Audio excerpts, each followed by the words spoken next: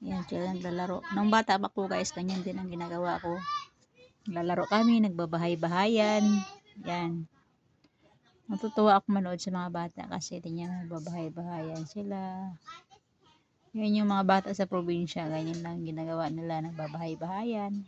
Hindi katulad sa Manila, di ba? Magluluto-lutuan. Ayan, meron gate. Isa naman doon sa kabila. Meron din sa ako nakalatag. Ayan. Yung bahay-bahay nila, mga hakot ang mga kaldero, mga lata. Ayan.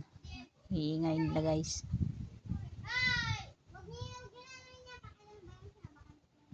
Di ba guys? Ang iingay nila.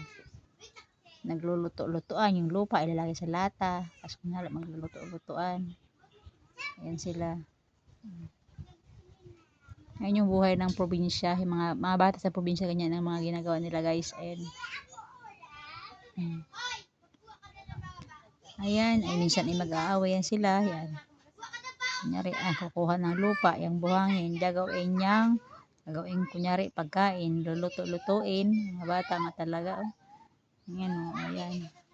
Ayan sila, oh. Hindi nila alam na kinukuhaan ko sila ng video. Ay, may pusa pang sumasali, oh, yan. Sa may likod. Ano kaya ginagawa nila sa likod? Kasi may mga nangalakap-latag na sako sa may likod, eh. Ayan. Luluto-lutuan. Yung tuwa pa ay